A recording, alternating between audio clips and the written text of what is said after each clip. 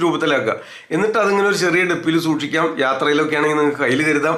ഓരോ തോണ്ട് വീതം ഇടയ്ക്കിടയ്ക്ക് ഇങ്ങനെ നാക്കിൽ പുരട്ടി അലിയിച്ചിറക്കുകയാണെങ്കിൽ ഈ കഫക്കെട്ടും ചുമയും അതുപോലെ തന്നെ ഈ കഫദോഷം വർദ്ധിച്ച് ശിരസിലുണ്ടാകുന്ന സൈനസൈറ്റിസും കഫസംബന്ധമായ രോഗാവസ്ഥകൾ, ഈ കഫം കൂടുമ്പോൾ തണുപ്പ് കാലത്ത് പ്രത്യേകിച്ച് ശിരസിനെ ആശ്രയിച്ച് എപ്പോഴും ഒരു അസ്വസ്ഥത ഇങ്ങനെ ഫീൽ ചെയ്യുമല്ലോ, അതിനെ തടയുന്നതിന്, നിയന്ത്രിക്കുന്നതിന്, ശിരസിൽ നിന്ന് വായിലേക്ക് കഫം ഇറങ്ങി വരുന്നതൊക്കെ നിയന്ത്രിക്കുന്നതിന് ഈ പ്രയോഗം സഹായകരമാണെന്നാണ്. ഇനി അതുപോലെ തന്നെ ഒരു 2 കരയാമ്പൂവും 1 കഷ്ണം ചെറിയ ഇഞ്ചിയും 1 പിടി തുളസിയിലയും കൂടെ 1 ലിറ്റർ വെള്ളത്തിലിട്ട് നന്നായിട്ട് തിളപ്പിക്കുക. എന്നിട്ട് നന്നായിട്ട് തിളച്ച് ഈ കണ്ടൻസൊക്കെ വെന്തതിന് ശേഷം അത് അരിച്ചു മാറ്റി കളയുക.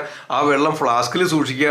എന്നിട്ട് അതിന് സിപ്പായിട്ട് ഓരോ 1/4 ഗ്ലാസ് വീതം ഓരോ അരമണിക്കൂറിലും ഓരോ 1/4 ഗ്ലാസ് വീതം ഈ വെള്ളം ചെറു ചൂടോടെ ഇങ്ങനെ സിപ്പ് ചെയ്ത് കുടിക്കുകയാണെങ്കിൽ നമുക്ക് ഈ കഫക്കെട്ടും ആസ്മയും ചുമയും തൊണ്ടയിൽ കഫക്കെട്ട്, ശിരസിൽ നിന്ന് കഫം ഇറങ്ങുന്നത്, ഇത്തരം പ്രശ്നങ്ങളൊക്കെ നിയന്ത്രിച്ചു കൊണ്ടുവരുന്നതിന് സഹായകരമാണെന്നാണ്. ഇതിന് വേണ്ടത് 2 കരയാമ്പൂ, 1 പിടി തുളസിയില, 1 കഷ്ണം ചെറിയ ഇഞ്ചി, ഇത്രമാത്രം.